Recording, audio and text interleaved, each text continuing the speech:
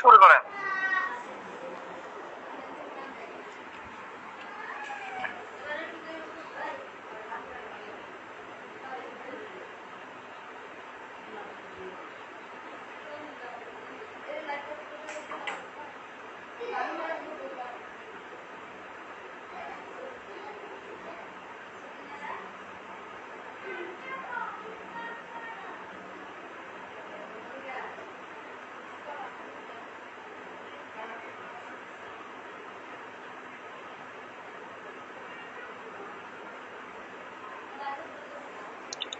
আচ্ছা, শোনা যাচ্ছে আমার কথা এখন?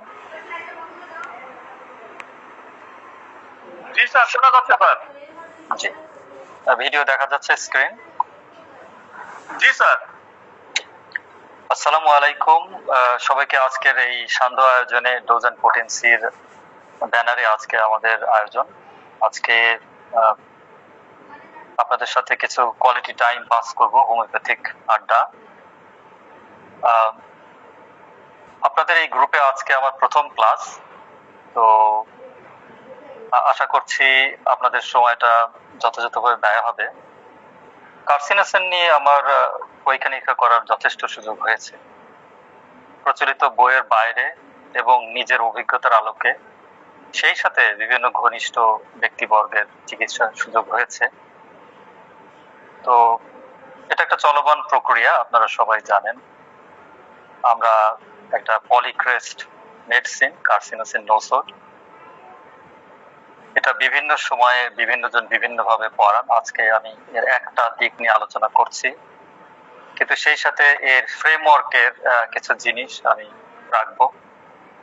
এবং এই ওষুধটা আমার অনেক কাছের একটা ওষুধ, আপনারা সাথেই থাকবেন। তো কার্সিনোসিনের প্রবক্তা ডোনাল্ড ম্যাকডোনাল্ড ফোভিস্টার, উনি একজন এমবিবিএস চিকিৎসক ছিলেন এবং ফেলো of royal homeopathic societies UK, এটার উনি ফেলো মেম্বার ছিলেন। ওনার দীর্ঘ জীবন ছিল।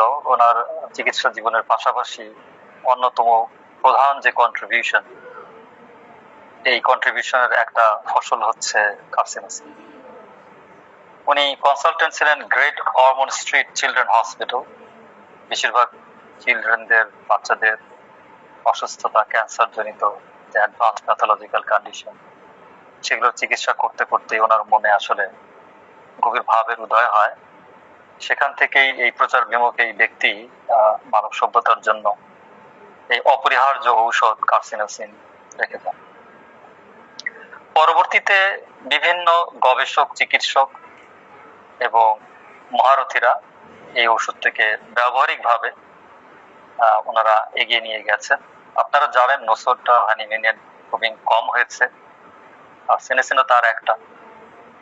তো এই নোসোডটা প্রুভিং হয়নি, কিন্তু আমরা বিস্তর ক্লিনিক্যাল অবজারভেশন গত প্রায় অর্ধ শতাব্দীরও বেশি সময় ধরে বিভিন্ন মহারথীরা এই ওষুধটা পরীক্ষা নিরীক্ষা করেছেন। ডোনাল্ড ম্যাকডোনাল্ড ফোভিস্টার, ওনাকে স্যালুট। ওনার যে বইয়ে আমরা প্রথম রেফারেন্স পাই, আপনারা সবাই পড়ে নেবেন, কার্সিনোসিন ড্রাগ পিকচার, এবং আপনারা এটা আপনাদেরকে যথেষ্ট উৎসাহিত করবে যে একজন মানুষের সাধনা বা গবেষণা মানব কল্যাণে বিশুদ্ধ হোমিওপ্যাথিক শাস্ত্রে কত বড় কন্ট্রিবিউশন রাখতে পারে। তো ক্যান্সার নিয়ে আমি বিভিন্ন সময় আলোচনা করেছি। আমি প্রতি সপ্তাহে 2 থেকে 3টা বা কখনো 5টা গড়ে আমি ক্যান্সার রোগী দেখি। আমার কাছে রোগীরা আসে স্টেজ 4-এ, সাধারণত স্টেজ 1 এবং 2 ক্যান্সার আমি খুব কম পেয়েছি। আমার গত 4 মাসে মোট 20-এরও বেশি ক্যান্সার কেস পেয়েছি বাংলাদেশের কেসে, অধিকাংশ স্টেজ 4, একদম শেষ সময়ে আসা। তো তার আলোকে, তার পর্যবেক্ষণের আলোকে, অভিজ্ঞতার আলোকে আমি এই সেশনটা শুরু করলাম। এই সেশনটার কয়েকটা পর্ব থাকবে। আজকে কিছুটা ফাউন্ডেশনাল পার্ট 1 বলতে পারেন। পরবর্তীতে সময় এবং সুযোগ বুঝে আপনাদেরকে প্রত্যেকটা সেগমেন্ট থেকে আমার বেশ কিছু কেস আছে, মোর দ্যান 50, আমি দেখাতে পারবো উইথ রিয়েল লাইফ অ্যাপ্লিকেশন। এই ওষুধটা আসলে কিভাবে ক্লিনিক্যাল প্র্যাকটিসে ব্যবহার হওয়া উচিত, অন্তত আমাদের পাক ভারত উপমহাদেশের যে রোগীরা আমরা পাই তার ভিত্তিতে। তো ক্যান্সারকে আমরা মায়াজম হিসেবে এখন চিহ্নিত করি। আনিমেনিয়ান, অর্থোডক্স, সোরা সাইকোসিস এবং সিফিলিসের পরে কার্সিনোসিন বা ক্যান্সার মায়াজম সেটা যথেষ্ট জায়গা করে নিয়েছে। এবং আমরা জানি যে ক্যান্সার মায়াজমের একটা বড় পিলার হচ্ছে কার্সিনোসিন মেডিসিনটা। কাজে কার্সিনোসিন মেডিসিনটা যদি আমরা ভালো করে বুঝতে পারি, এর বিভিন্ন শেড বা বিভিন্ন রং, তাহলে আমরা এই বিষয়ে যে রোগীগুলো পাবো বা এই মায়াজম রিলেটেড যে পেশেন্ট গুলো দেখবো, সেগুলো আমাদের বোঝা এবং ম্যানেজ করা তত সহজ হবে। ক্যান্সার ডেভেলপমেন্টের বহু থিওরি আছে, আমি এত কিছুতে যাব না।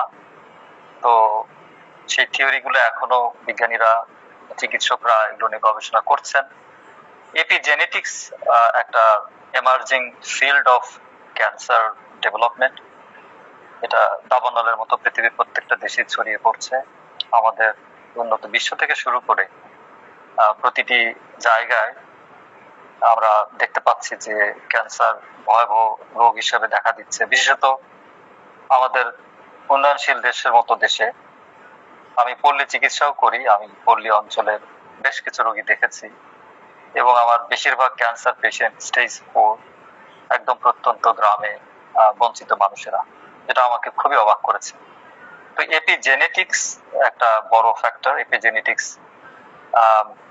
যে আমরা যে পরিবেশে বাস করি, আমাদের যে মানসিক শারীরিক যে স্বাস্থ্য, তার সাথে পরিবেশের যে মিথস্ক্রিয়া, সেটা যেভাবে আমাদের জিন এক্সপ্রেশনকে প্রভাবিত করে, তার ফলে এই ধরনের মহামারীর মতো এই রোগ আজকে হতে পারে। সেটা খাদ্যাভ্যাস হতে পারে, সেটা চিন্তার কলুষতা।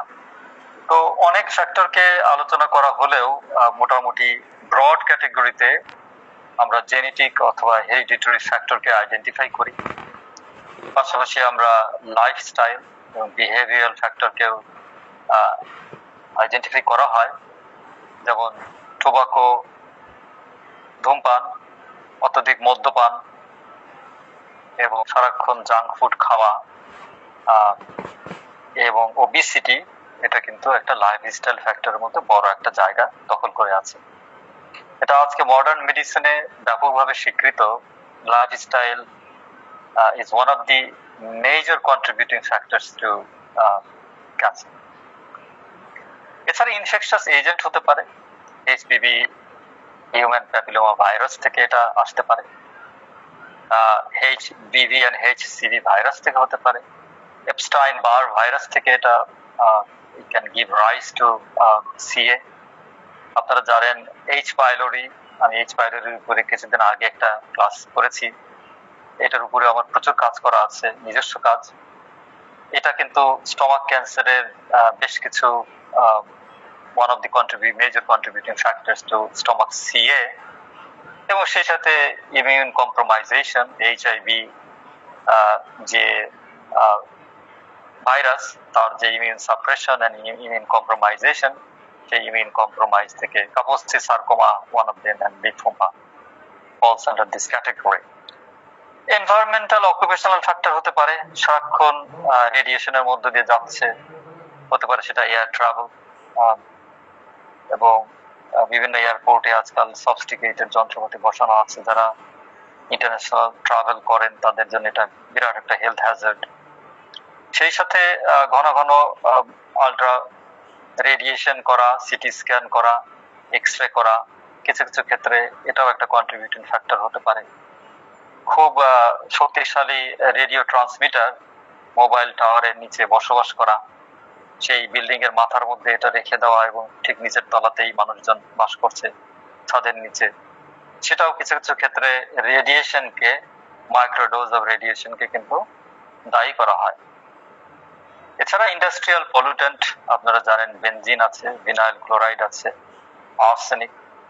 Arsenic from food like rice, naturally occurring arsenic, সেটাও কিছু কিছু ক্ষেত্রে কন্ট্রিবিউটিং ফ্যাক্টর হিসেবে ধরা হয়। এছাড়া মেটাবলিক সিনড্রোম, আপনারা জানেন metabolic syndrome coupled with hormonal disbalance, এটা অনেক সময় ব্রেস্ট ক্যান্সারের যে আমরা বা ইউটেরাইন ক্যান্সারের যে প্যাথোলজি কেসগুলো পাই, সেখানে কিন্তু একটা ফ্যাক্টর হতে পারে। ওসিপি পিল বা বিভিন্ন রকম প্রতিরোধক ব্যবহারের ফলেও লং টার্মে এটা স্মল পার্সেন্টেজ অফ পেশেন্ট তাদের কিন্তু এটা ডেভেলপ করতে পারে। প্লাস্টিক যেটা এখন সর্বত্র ছড়িয়ে আছে, বিপিএ, বাইসফিনল এ যে সিক্রিশন হয়, এটা জিনো এস্ট্রোজেন, অর্থাৎ আমরা প্লাস্টিকের বোতল থেকে পানি খাচ্ছি, একেবারে বিশুদ্ধ পানি ভেবে আসলে যা খাচ্ছি সেটা হচ্ছে বিপিএ মিশ্রিত পানি। তো বিপিএ মিশ্রিত পানি থেকে প্রোস্টেট ক্যান্সার এবং স্তন cancer, uterine cancer, hormone sensitive ক্যান্সারের যে ফ্যাক্টর, এটা আজকে সর্বজন বিদিত। বহু বছর ধরে ব্যবসায়িক মহল তারা এটা অস্বীকার করে এসছে। পরবর্তীতে অকাট্য প্রমাণের ভিত্তিতে আর এগুলো হাইড অ্যান্ড সিক করার কোনো সুযোগ আজকাল আর নেই। ক্রনিক ইনফ্লামেশন থেকে ক্যান্সার হতে পারে, ক্রনিক ইনফেকশন, শিশুকাল থেকে ঘন ঘন যাদের ইমিউন কম্প্রোমাইজ যারা থাকেন, তাদের টি সেল গুলো ঠিকভাবে ট্রেন আপ হয় না থাইমাস গ্ল্যান্ডে, ফার্স্ট ফর্মেটিভ ইয়ার্সে তাদের বারবার ইনফেকশাস ডিজিজ হতে থাকে, সেখান থেকে কিন্তু পরবর্তীতে সেটা ক্যান্সারে অনেকের হিস্ট্রিতে আমরা পাই। এছাড়া random mutation, age related mutation, বডির যে জেনেটিক এক্সপ্রেশন সেগুলো কপি অ্যান্ড পেস্টের সময় যে এরর থাকে ডেটাতে, সেই ডেটা এরর থেকেও ক্যান্সার কিন্তু ডেভেলপ করে, এটা একটা স্বীকৃত মোডালিটি। তো এই মোটামুটি একটা সম্যক ধারণা দিলাম। তো এখানে যতগুলো ধারণা দেওয়া হলো সবগুলো ধারণাই ক্যান্সার মায়াজমের মধ্যে এটা ফিট হয় ওভারঅল পিকচারে, কাজে এটা জানা খুবই জরুরি। আপনি অনেক কেস পাবেন যেগুলো ইনফেকশাস ডিজিজ থেকে হয়েছে, নাকি এনভায়রনমেন্টাল পলিউশন থেকে হচ্ছে, নাকি এটা লাইফস্টাইল থেকে, এটা সম্পর্কে আইডেন্টিফাই করা এবং সেই অনুযায়ী হোমিও চিকিৎসক আমরা যা কমপ্লিমেন্টারি প্যালিয়েটিভ দেই লাস্ট স্টেজে, তারা স্ট্র্যাটেজি অনেক সময় নির্ধারণ করি, স্পেশালি ডায়েট মডিফিকেশন। সেগুলো তো আমি সামনে ধীরে ধীরে যখন বাস্তবিক কেসগুলো নিয়ে দেখাবো সিরিজ ধরে, তখন আপনাদেরকে আলোচনা করব।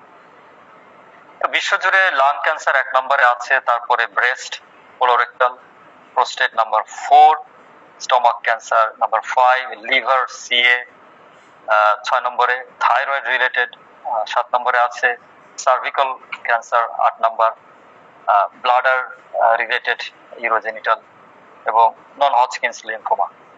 তো এই আক্রান্তের সংখ্যা বা নতুন যে কেসগুলো 2022 সালের হিসেব মতে আপনারা দেখতেই পাচ্ছেন, প্রায় 25 লাখ মানুষ, 2.48 মিলিয়ন, 10 লাখে 1 মিলিয়ন, প্রায় 25 লাখ বিশ্বব্যাপী আইডেন্টিফাইড হচ্ছে ব্রেস্ট ক্যান্সারে, 23 লক্ষ, 20 লক্ষ। এগুলো জরিপের মধ্যে আপনারা দেখতেই পাচ্ছেন যে প্রতি বছরই নতুন নতুন রোগী যুক্ত হচ্ছে।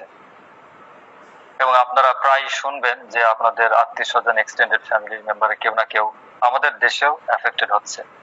তো এটা কোনো আর পত্রিকার কোনো সংবাদ নয়, এগুলো is knocking on the next ডোর। এটা একটা বাস্তবিক পরিস্থিতি।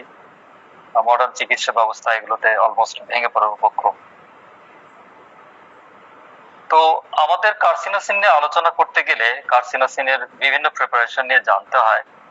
কার্সিনোসিন নিয়ে যখন আমরা আলোচনা করি তখন আমরা সাধারণত কার্সিনোসিন ম্যামে, যেটা মেমোরি গ্ল্যান্ডের কার্সিনা ক্যান্সার থেকে অরিজিনালি পোটেন্টাইজড করা হয়েছিল ডক্টর পবিস্টারের সময় থেকে, এটার উপরই আমরা সাধারণত আলোচনাগুলো করি।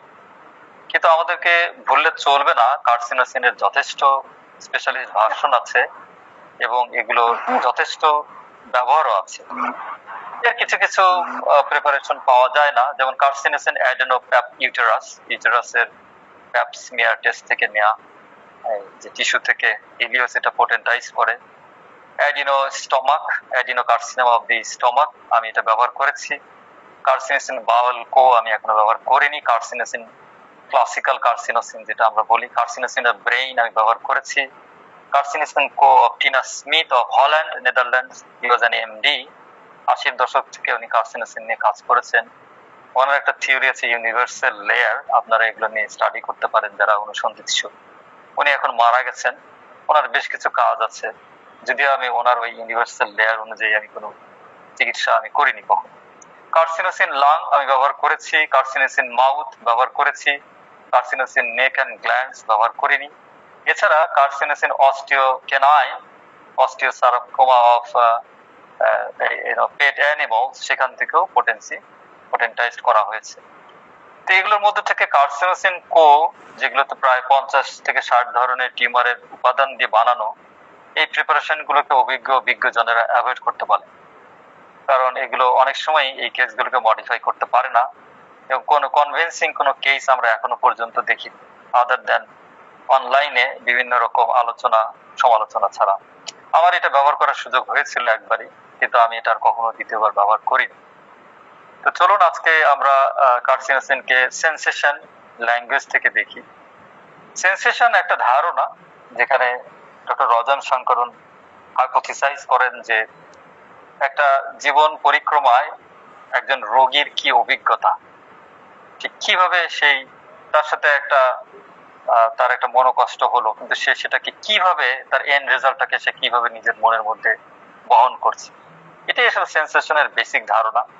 এটা ডিপার আন্ডারস্ট্যান্ডিং এর জন্য খুবই এটা কার্যকরী কিছু কিছু কেসে, যদি সেই ইনফরমেশন গুলো অ্যাভেলেবল হয় বা আমরা সেই মেথডে এটাকে বলা হয় কেস উইটনেসিং, সেই পদ্ধতিতে আমরা যদি কেস নিতে পারি। কিন্তু আমরা আমাদের প্রচলিত ভাবে কেনশিয়ান মেথডে, হানিম্যানিয়ান স্যারের মেথডে আমরা কেস নিলে আমরা দেখি অনেক পেশেন্ট বলে তার লাইফ সিচুয়েশনে তারা আটকা পড়ে গেছে, ট্র্যাপড। আবার কার্সিনোসিনের পোলার সিমটম আমরা এটাও দেখি যে কার্সিনোসিনের ব্যক্তিরা খুব স্বাধীন চেতা, স্বাধীন মনের, উন্মুক্ত মনের হয়ে থাকেন। ওভারওয়েলমড উইথ বার্ডেন, আমি ক্লিনিক্যাল প্র্যাকটিসে বহুবার এটা অবজার্ভ করেছি। আমি নার্ভাস ব্রেকডাউনও অবজার্ভ করেছি। Chaos and the things are falling apart, যেখানে সারাক্ষণ কেওস। একটা উদাহরণ দিয়ে বলা যায়, একটা শিশু সে শৈশবকাল থেকে দেখে আসলো যে বাবা মাতাল, মদ খেয়ে সে মাকে মারধর করছে। এই যে কেওটিক ফ্যামিলি, এইভাবে যে শিশুটা বড় হচ্ছে, সে ফাস্টিডিয়াস হবে না তো কে হবে, সে সবকিছু ধরে রাখার চেষ্টা করছে পারফেকশনের মাধ্যমে। The chaos is a very big theme of carcinosin miasm, carcinosin as a notion. Desperate, রজন Sankaran বলেন ডেসপারেট যে ফিলিং, এটা হচ্ছে আসলে একটা ইনহিউম্যান তাদের অ্যাসাইনমেন্ট, অর্থাৎ যেটা স্বাভাবিকভাবে একজন মানব যে কর্মটা করতে পারবে না একাই, সেই ব্যক্তি সেটাকে আঞ্জাম দিতে চাইবে beyond human capacity, beyond his limit. এটাই ডেসপারেশন, সুপার হিউম্যান এফোর্ট এর সাথেই যায়, এবং এই সুপার হিউম্যান এফোর্ট দিতে যেই মানুষ ডেসপারেট হয়ে যায়, অথবা কেওটিক এনভায়রনমেন্ট থেকে বাঁচার জন্য সেই ব্যক্তির যে ডেসপারেশন, সেই ডেসপারেশন থেকে পরবর্তী ঘটনাগুলো ঘটে। আপনারা যখন একটা করে ক্যান্সারের পেশেন্ট পাবেন, আপনি যখন তাদের অল্প অল্প করে তথ্য সংগ্রহ করবেন, কেস টেকিং এ তাদের সাথে দীর্ঘ সময় ধরে আলাপচারিতা করবেন, আপনি দেখবেন যে তাদের পাস্ট হিস্ট্রিতে, তাদের আপব্রিঙ্গিং এ এই সিমটম গুলো প্রায় আমরা লক্ষ্য করি, এই শেড গুলো। এছাড়া তাদের মধ্যে এক ধরনের এমটিনেস কাজ করতে পারে, যে আমাদের এই মানব জীবন যথেষ্ট না, এরকম অনেক সময় তাদেরকে হলো একটা ফিলিং বা এমটি একটা ফিলিং কিন্তু তাদের মধ্যে প্রায়, মনের মধ্যে এই শূন্যতা যেটা আমরা বাংলায় বলি, এটাও কিন্তু আমরা লক্ষ্য করি। তাহলে সেন্সেশন ল্যাঙ্গুয়েজে trapped sensation, overwhelmed with life situation এবং chaos and super human effort, এই চারটা জিনিসই সবচেয়ে বেশিরভাগ কেসে আমরা আমাদের উপমহাদেশের যে কেসগুলো আসে সেগুলোতে আমরা বেশিরভাগ ক্ষেত্রে এই সিগনেচারের অধীনেই পাই। তো ক্যান্সার মায়াজমের উপরে সবচেয়ে বেশি মৌলিক কাজ করেছেন রজন শঙ্করন স্যার। তো উনি এই জিনিসগুলো, যে জিনিসগুলো একটু আগে সেন্সেশনে আলোচনা করলাম, সেগুলোকেই উনি আসলে একটা ভাগ করেছেন। ওনার স্কিমার দুটো ভার্সন আছে, একটা 2005 সালে পাবলিশড আর একটা হচ্ছে 2024 সালে পাবলিশড হয়েছে। উনি এই স্কিমার অধীনে আমাদের প্রচলিত হ্যানিম্যানিয়ান যে মায়াজমেটিক যে সিগনেচার যেগুলো আমরা জেনে এসেছি ক্লাসিক্যাল হোমিওপ্যাথি থেকে, সেটাকে উনি আরো সাব ডিভিশনে ভাগ করেছেন, এক্সপ্যান্ড করেছেন। তো এটাই উনি প্যাটার্নটা বলছেন যে trying to gain control over a situation that is far beyond his capacity. তাহলে ওই ইয়েতেই চলে গেলাম যে একটা বাচ্চা মেয়ে রেপড হচ্ছে দিনের পর দিন, তাকে কোনো একটা শিক্ষা প্রতিষ্ঠানে আটকে রেখে সে যেমন সেখান থেকে বেঁচে যাওয়ার চেষ্টা করছে, অথবা একটা ব্রোকেন ফ্যামিলিতে একটা শিশু তার মা বাবার এই কলহের মধ্য দিয়ে বড় হচ্ছে, বাবা হচ্ছে ড্রাঙ্কার্ড। তো সেই পরিস্থিতিতে সে যে কন্ট্রোল, সে যে ডেসপারেশন, সেটাই কিন্তু এই ক্যান্সার মায়াজমের একটা প্রধান বৈশিষ্ট্য। তো সেই কম্পেনসেশন মেকানিজম, অর্থাৎ সেটাকে পূরণ করার জন্যই কিন্তু এত ফাস্টিডিয়াসনেস, যেগুলো আমরা রেপার্টোরিয়াল ল্যাঙ্গুয়েজে রুব্রিকে সাধারণত পাই। এবং অফকোর্স আপনারা জানেন যে এই এই যে ফাস্টিডিয়াসনেস অথবা এই যে সুপার হিউম্যান কন্ট্রোল এবং এই যে ডেসপারেট সিচুয়েশন, এই করতে করতে মানুষ এক সময় তার প্যাথোলজিক্যাল সিচুয়েশন গুলো প্রকাশ হয়ে যায়। হোক সেটা দীর্ঘদিন ধরে মেন্টাল ইরিটেশন, হোক সেটা লাইফ লং অনিদ্রা, হোক সেটা ঘন ঘন ইনফেকশন, হোক সেটা আলসারেশন, হোক সেটা অত্যাচার, অন্যায়, অবদমন। এই যে ক্রুয়েলটি, অত্যাচার, অন্যায়, অবদমন, এই যে মানসিক যে ফ্যাকাল্টি, এর ফলে একজন মানুষ, একটা অর্গানিজম, তার যে অহম, তার যে ইগোর সেন্সটা, বাউন্ডারি, একটা মানুষ প্রতিনিয়ত অত্যাচারিত হচ্ছে, অ্যাবিউজড হচ্ছে, নিপীড়িত হচ্ছে। তার আস্তে আস্তে মনের যে অহম, আমিত্ব, এটা আস্তে আস্তে খসে পড়তে থাকে। এবং এই খসে পড়ার ফলেই তার যে ডিফেন্স মেকানিজম, সেটাকে নিজেকে প্রোটেক্ট করতে পারছে না শৈশবকাল থেকে। অর্থাৎ তার অসহায়ত্বর ফলে আস্তে আস্তে তার শরীরেও কিন্তু এই যে মায়াজমেটিক যে সিগনেচার, সেটা পড়তে থাকে। কারণ আমরা জানি ক্যান্সার যখন একটা মানুষের দেখা দেয়, তখন ক্যান্সার মেটাবলিজম সেই বডিকে আস্তে আস্তে অধিগ্রহণ করে ফেলে। অর্থাৎ বডির যে স্বাভাবিক শারীরবৃত্তীয় প্রক্রিয়া, মেটাবলিক সিস্টেম, সেটা ক্যান্সার নামক এক ধরনের জীবাণুর অধীন হয়ে পড়ে সেটার অধীন হয়ে যায়। এবং আস্তে আস্তে আপনারা দেখেছেন যে ক্যান্সার পেশেন্টরা লাস্ট স্টেজে তারা ওজন কমতে থাকে, তাদের শরীরের স্বাভাবিক যে প্রক্রিয়া সেগুলো আর আগের মতো কাজ করে না। কারণ তার শরীরের যে মেটাবলিক সিস্টেম, সেটা ভেঙে পড়ে। তার মনের বাঁধ ভেঙে পড়ার মতো, যেটা অতীতে শুরু হয়েছিল, আস্তে আস্তে তার শরীরের বাঁধও ভেঙে পড়ে। এবং এই বিষাক্ত এই জীবাণু বা এই মায়াজম তাকে আস্তে আস্তে মৃত্যুর যে করাল গ্রাস, সেটিকে আস্তে আস্তে নিয়ে যায়। তো আমি যখন কার্সিনোসিন নিয়ে নাড়াচাড়া শুরু করি, 2014 সালে আমি প্রথম নাড়াচাড়া শুরু করেছিলাম। ওই বছরই আমি একটা কেস পাই, সেটাই আমার প্রথম গবেষণার প্রথম দুয়ার খুলে দেয়। এবং অশেষ কৃপায় আল্লাহর, আমি ওই কেসটা আসলে সাকসেসফুলি উঠিয়েছিলাম। যদিও ওই সময়ের অভিজ্ঞতা আসলে ক্যান্সার মায়াজমকে ডিল করার মতো যথেষ্ট না। তো আমি এককভাবে প্রথম 2014 সালে আমি এই কার্সিনোসিন নিয়ে কাজ শুরু করি। তো মধ্যবর্তী কাজ করতে করতে আমি বলি যে ক্যান্সার কেসগুলোতে, কার্সিনোসিন কেসগুলোতে আমাদেরকে এন্ট্রি নিতে হয়। এন্ট্রি নেওয়ার জন্য আমি 7টা মাইল ফলককে আমি আইডেন্টিফাই করেছি আমার অভিজ্ঞতার আলোকে, যেগুলো দিয়ে সাকসেসফুলি এন্ট্রি করে কেসগুলোকে খুব সুন্দরভাবে কার্সিনোসিন দিয়ে অনেকটা পজিটিভ পরিবর্তন আনা সম্ভব। তার মধ্যে ফার্স্ট এন্ট্রি পয়েন্ট আমরা পাই পাস্ট হিস্ট্রি অথবা ফ্যামিলি হিস্ট্রি। অর্থাৎ যে পরিবারে ঘন ঘন ক্যান্সারের ইতিহাস থাকবে, সেই পরিবারের ঘনিষ্ঠ সদস্যদের, অনেক দূরের আত্মীয় স্বজন না, immediate brother, sister, father, mother, বা এই অনেকে পরিবার বলতে 14 ডাইনেস্টি, কিন্তু 14 ডাইনেস্টি কিন্তু হবে না, ঠিক কাছাকাছি ঘনিষ্ঠভাবে ব্লাড কানেক্টেড যারা, তাদের মধ্যে যদি থাকে, আমরা এটাকে কিন্তু একটা গুড ইন্ডিকেশন হিসেবে আমরা ধরি যে এই রেমেডিটা আমরা দেবো কিনা, দেওয়ার জন্য চিন্তা ভাবনা করবো কিনা। এছাড়া বারবার গ্ল্যান্ডুলার ইনফেকশন হতে পারে। তো যেখানে আমরা এই বারবার ঘন ঘন ইনফেকশন হচ্ছে, গলা ইনফেকশন হচ্ছে, ঘন ঘন সোর থ্রোট হচ্ছে, সেখানে কিন্তু আমরা past history of repeated infection, pneumonia হচ্ছে এবং নানা রকম ইউটিআই দেখা দিচ্ছে, আমি এরকম কেসও পেয়েছি। এছাড়া কোলাইটিস এবং আলসার, যেটা রেকারেন্ট, ফিস্চুলা, দীর্ঘমেয়াদী, যেটা কোনো ওষুধেই ভালো হচ্ছে না, ছোটবেলা থেকে যে সমস্যা, সেখানেও কিন্তু অনেক সময় এই রেমেডিটা আমরা ভাবি। শৈশবকালে whooping cough, pneumonia, repeated sore throat, একটু আগেই বললাম।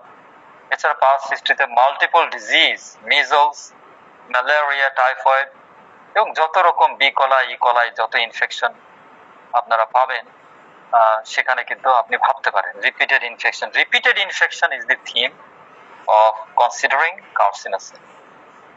এছাড়া হিউম্যান প্যাপিলোমা ভাইরাস, যেটা আপনারা জানেন ইন্টিমেট রিলেশনশিপ থেকেই বেশিরভাগ সময় ছড়ায়। ওয়েস্টার্ন ওয়ার্ল্ডে আমি যে কয়েকটা কেস দেখেছি সেখানে এই এইচপিভি সংক্রমণটাই আমি বেশি পেয়েছি।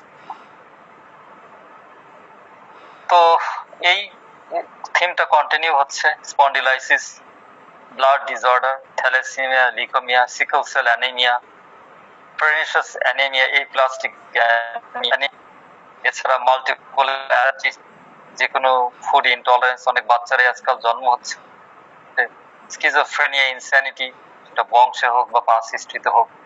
এছাড়া মাল্টিপল ভ্যাকসিনেশনও অনেক সময় give rise to this miasm. এবার আমরা আসি যে দ্বিতীয় এন্ট্রি পয়েন্ট, রেকারেন্ট ইনফেকশন। এটা একটু আগেই কভার করলাম। তো এখানে আমি জিনিসটা অ্যাড করেছি অ্যাবসেন্স অফ ফিভার। সাধারণত আমাদের দেশের প্রচলিত চিকিৎসা পদ্ধতিতে আমরা মনে করি কোনো ব্যক্তির যদি জ্বর না হয় সে আসলে সুস্বাস্থ্যের অধিকারী। আমি এর আগে ফিভার ব্লু প্রিন্টে পড়িয়েছি যে জ্বর হওয়াটা খুবই স্বাভাবিক একটা প্রক্রিয়া। এটাকে যেমন চিকিৎসার একদম প্রথম দিকেই, জ্বর দেখা দেওয়ার প্রথম দিকেই উচ্চ শক্তিতে অবদমন করাটা যেমন অন্যায়, ঠিক তেমনি ভাবে অপচিকিৎসা করার ফলেও কিন্তু নানা রকম জ্বর চাপা পড়ে কিন্তু এই রোগটা দেখা দিতে পারে। আমার ক্লিনিক্যাল অবজারভেশন পেয়েছি তাদের 90% আমি দেখেছি তারা বলেছে যে তাদের খুব তীব্র জ্বর আসে, এবং যাদের আসে বা এই 90% মধ্যে যাদের এসেছে তাদের বেশিরভাগই খুবই মৃদু প্রকৃতির, ভিতরে জ্বর ওনারা অনুভব করেছেন। তখন আপনাদের প্রশ্ন হবে যে এটা কতদিন ধরে চলছে। পেশেন্ট যদি বলে আমার 10 বছর ধরে জ্বর আসেনি, আপনাকে বুঝতে হবে এই ব্যক্তির স্বাস্থ্যের চেইনটা ঠিক ওই 10 বছর আগেই ব্রেক হয়েছে এবং সে এই কার্সিনোসিন স্টেটে অথবা ক্যান্সার মায়াজমে সে প্রবেশ করেছে। আমরা থার্ড এন্ট্রি পয়েন্ট যেটা খুব রিলায়েবল আমি দেখেছি সেটা হচ্ছে স্লিপ ডিসঅর্ডার। আপনি কার্সিনোসিন গ্রুপের একটা বড় অংশকেই পাবেন যারা শৈশবকাল থেকে বা দীর্ঘদিন ধরে অনিদ্রায় সমস্যায় ভুগছে। আপনারা জানেন আমাদের শরীরের হাউসকিপিং যেটা হয় রেম স্লিপ টাইমে হয়, এবং আমাদের সার্কেডিয়ান রিদম এই ক্লকটাকে ঠিক করে যে ডিএনএ এবং মিটোকন্ড্রিয়া গুলো কখন হাউসকিপিং করবে এবং পুরোনো সেলগুলো কখন রিপ্লেস করা হবে। এই প্রক্রিয়াটা সাধারণত রাত 10টা 30 থেকে ভোর রাত 3টা 30 পর্যন্ত এর সময়ের মধ্যেই এটা সংঘটিত হয়। আপনি যদি এখন অবজার্ভ করেন আপনি দেখবেন বর্তমান সময়ে মানুষ ঘুমাতে যায় রাত 2টোর পরে। তো ফলে এই ঘুমের যে গন্ডগোল, ক্রনিক ঘুমের যে গন্ডগোল, সেটা লাইফস্টাইলের কারণেই হোক বা তার স্বভাবগত কারণেই হোক, এটা কিন্তু আমরা বড় একটা ইন্ডিকেশন হিসেবে পাই। অর্থাৎ আপনি একটা কেস নেওয়ার পরে দেখলেন বেশ কিছু পলিক্রেস দেখাচ্ছে, কিন্তু তার ভেরি স্ট্রাইকিং সিমটম যে সে অনেক দিন ধরেই ঘুমাতে তার কষ্ট হয়। আরো খোঁজ নিয়ে জানা গেল যে শৈশবকাল থেকে, তখন কিন্তু আমরা থার্ড এন্ট্রি পয়েন্ট কার্সিনোসিনকে ভাবি। ফিজিক্যাল সাইন এন্ড সিমটম এটা আপনারা সবাই জানেন। লিকোপ্লেকিয়া, মুখের মধ্যে যে হোয়াইট থ্রাশ হয়, আমি গত পরশু একটা রোগী পেয়েছি।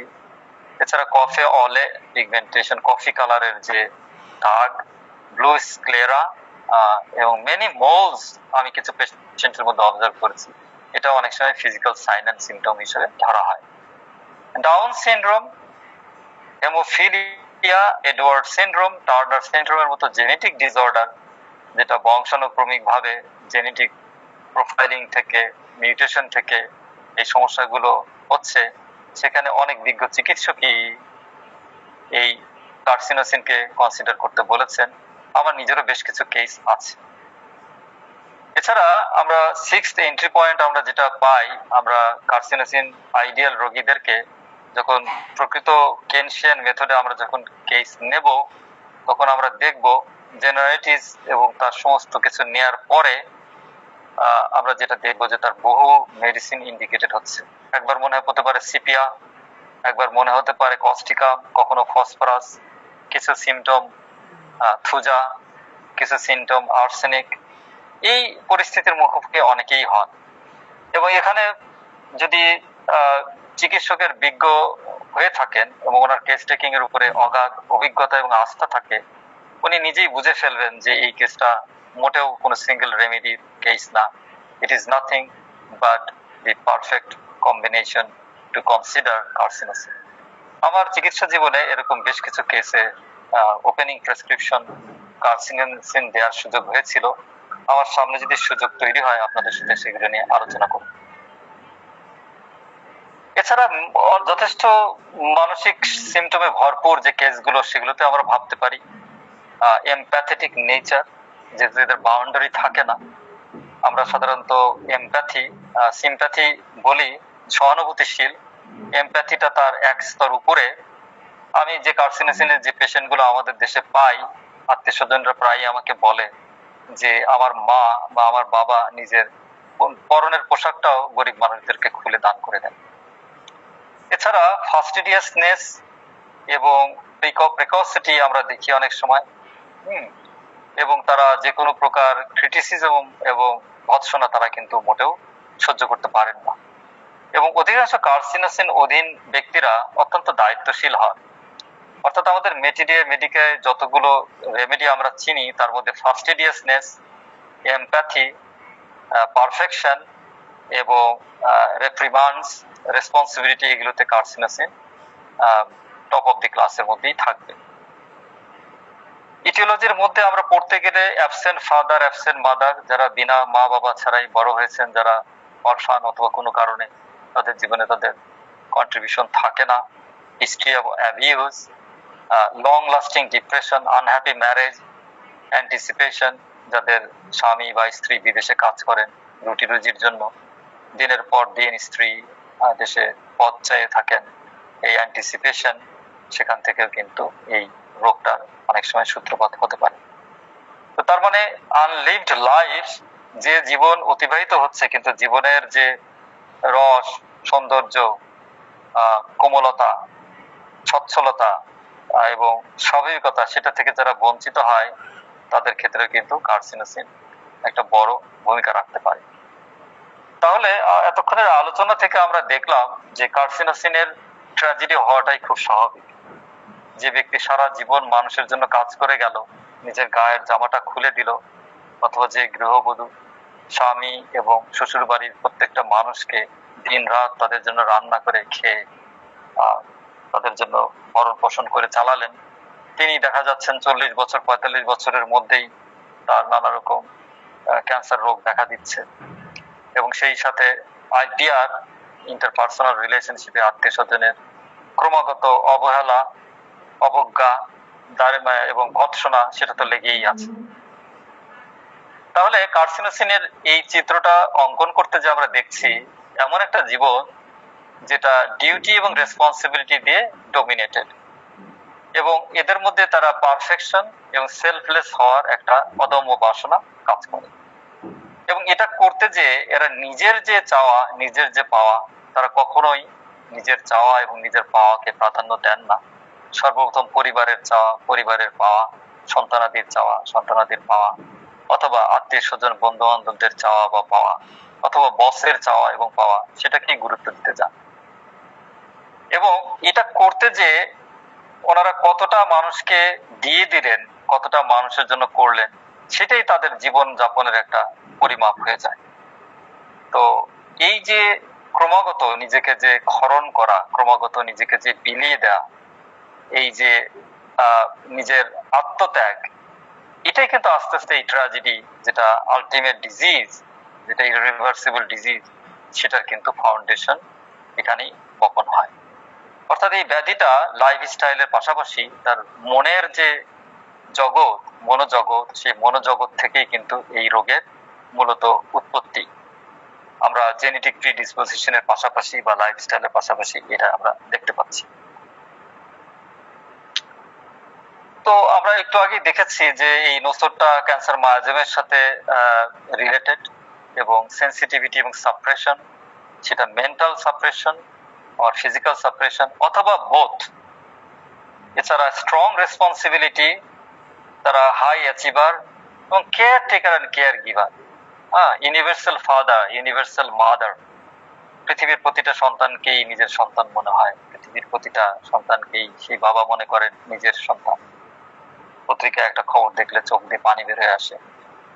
এবং সংসারের সবাইকে খুশি করতে যে নিজেকে যে আত্মত্যাগ, দান, এই এর মধ্যে যে তিনি যে জাগলিং করছেন তার নিজের চাওয়া পাওয়াকে, এই যে টানাপোড়েন, স্ট্রেস এন্ড স্ট্রেইন, এটাই কিন্তু এই কার্সিনোসিন নোসোডের একটা বড় সিগনেচার।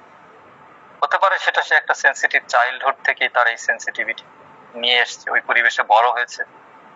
এবং আমরা দেখতে পাই যে খুব শৈশব থেকেই এই শিশুগুলো কার্সিনোসিনের অধীন, তাদের মধ্যে কিন্তু ভৎসনা এবং পারিবারিক ঝগড়াঝাটি এগুলো কিন্তু তারা সহ্য করতে পারেন না। ফলে তাদেরকে তাদের বয়সের বাইরেও তাদের বড় মানুষদের মতো আচরণকে অ্যাসিউম করতে হয়, because of the strong sense of responsibility, অর্থাৎ নিজেকে গোছানোর চেষ্টা, আমি যেন পারফেক্ট হই, আমি যেন এগুলো না করি। এবং সেই সাথে এই যে দুঃখ কষ্ট মধ্যে বড় হতে হতে তাদের এই এমপ্যাথেটিক নেচার, তারা স্বার্থপর হওয়ার পরিবর্তে তারা আস্তে আস্তে অন্যের প্রতি, মানুষের প্রতি সহানুভূতি, সেটা যে পরিবারের সদস্য হবে তা নয়, এমনকি পশু পাখি, পোষা প্রাণী, সবকিছুর প্রতি তারা ইউনিভার্সালি এমপ্যাথেটিক হয়ে পড়ে। এবং আমরা রুব্রিকে এই ধরনের পাই যে সেন্সিটিভিটি, এলিমেন্টস ফ্রম রেপ্রিমান্ডস, সিম্প্যাথি, এই প্রত্যেকটা লিড ওয়ার্ড দিয়ে আপনি যে কোনো মডার্ন রেপার্টরিতে দেখলেই দেখবেন যে খুব ভালো ভালো এন্ট্রি দেওয়া আছে। তো কার্সিনোসিন চাইল্ডহুড থেকেই সেন্সিটিভ। তো একটু আগেই বলেছিলাম যে পারিবারিক খেওস, হোক সেটা অর্থনৈতিক দৈন্যদশা, হোক সেটা ইন্টারপার্সোনাল রিলেশনশিপ, একটা কমন উদাহরণ আমরা দিয়েছি, যেটাতে আমরা বলেছি যে বাবা মদ্যপ, অথবা চাইল্ডহুড থেকে অ্যাবিউজের শিকার, তার মা বাবাকে দেখার ছিল না, অরফান হিসেবে বড় হয়েছে, মানুষের কিল ঘুষি খেয়ে বড় হয়েছে।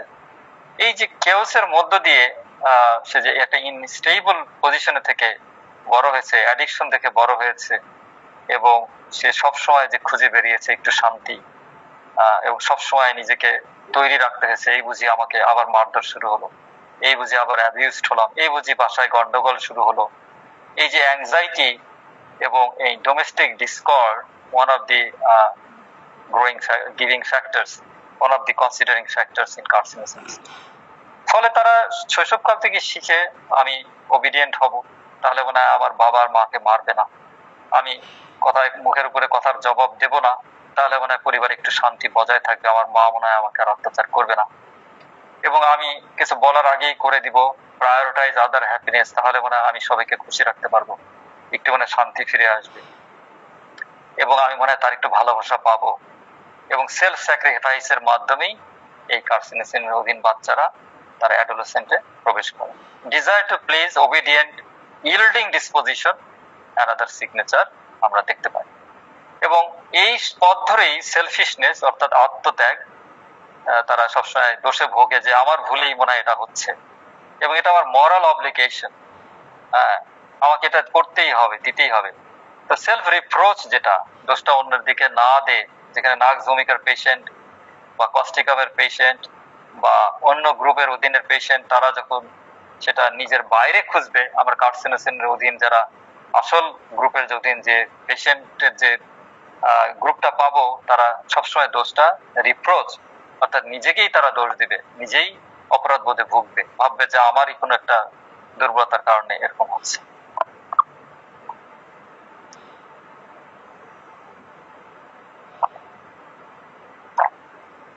এরপরে আমরা আসি, তারা ছোটবেলা থেকেই যেন পরিবারের দায়িত্ব, বাবা নেই, বাবার অনুপস্থিতিতে নিজেই শৈশব থেকে তার হারানো শৈশব হারিয়ে গেছে। শঙ্করের বই যারা আপনারা পড়েন, আপনি দেখবেন যে কত অজানারে এই বই উনি লিখেছেন, কত শৈশবকালে উনি ওনার পরিবার, ওনার বাবার মৃত্যুর পরে ভাই বোনদের দায়িত্ব উনি নিয়েছিলেন। একটা বিউটিফুল স্টোরি। আপনারা দেখবেন কার্সিনোসিনের এই যে দায়িত্বশীলতা এবং কেয়ার, ফ্যামিলির কে ধরে রাখার জন্য যে নিরন্তর চেষ্টা, আমরা আমাদের জনপ্রিয় লেখক হুমায়ুন আহমেদের মাকেও আমরা এইভাবেই পাই। ওনার স্বামীর মৃত্যুর পরে সংসারটাকে উনি আগলে রেখেছিলেন। ওনারও আসলে মৃত্যু হয়েছে ক্যান্সার রোগী। তো এই যে অ্যাডাল্ট রেসপন্সিবিলিটি শিশুদের মধ্যে গ্রহণ করা, অথবা স্বামীর অনুপস্থিতিতে স্ত্রীকে সমস্ত দায়িত্ব নেওয়া, অথবা বাবার অনুপস্থিতিতে মেয়ে বাচ্চারা দায়িত্ব নেওয়া, এটা কিন্তু give rise to this carcinosin state. Increase responsibility এবং অন্যের জন্য কিছু করা, পরিবারের দায়িত্ব নেওয়া। ওনারা শহীদ হয়ে যান। আপনি মার্টার, এই শহীদ, এই রুব্রিক যদি সার্চ করেন আপনি দেখবেন কার্সিনোসিন তার মধ্যে অন্যতম একটা মেডিসিন। এবং এই মার্টার এই রুব্রিকটা খুবই ইউজফুল একটা রুব্রিক। আমরা যখন এরকম কেস হিস্ট্রিতে আমরা এরকম পাই, তাহলে বোঝা যাচ্ছে যে এরকম এমপ্যাথেটিক একজন পার্সন, তিনি যেন একজন সন্ন্যাসীর মতোই সবাইকে যিনি সাহায্য করতে চান। পার্সোনাল কমফোর্ট তিনি ছেড়ে দেন। Believe suffering should be endured. Gautama যেমন সংসার ছেড়ে দিয়েছিলেন, প্রাসাদ ছেড়ে দিয়েছিলেন, হাইলি কম্প্যাশনেট, কারণ উনি বিলিভ করতেন যে সাফারিং শুড বি এন্ডিওর্ড। এই সাফারিং থেকে বের হওয়া যায় কিনা এটার কোয়েস্টে উনি সংসার ছেড়ে দিয়েছিলেন। তার মানে সন্ন্যাস ব্রতের যে অনেক একটা গ্রুপ, তাদের কিন্তু এই দুঃখ কষ্ট থেকে তাদের মধ্যে কিন্তু এই সেলফ ডিনায়াল, এই জিনিসটা, এবং নিজের স্যাক্রিফাইস করে, বেনেভোলেন্স, সেলফ স্যাক্রিফাইস এবং চ্যারিটি, এই থিমের অধীনে এই সন্ন্যাসীদের মতো তাদের জীবনযাপন হতে পারে। Highly compassionate and they believe that suffering should be endured. এবং এটা করতে যে তাদের ব্যক্তিত্বে অধিকাংশ সময় দেখবেন তারা অমায়িক মানুষ হয়। আপনারা প্রায় শুনবেন, এত ভালো মানুষ, ওনার কেন ক্যান্সার হবে, ওনার কেন ক্যান্সার রোগ ধরা পড়বে। আপনারা প্রায় শুনবেন ওইভাবে এত চমৎকার ছিলেন, সবার দেখভাল করতেন, সবাইকে নিয়ে থাকতেন, ওনারই সবার আগে ক্যান্সার হবে।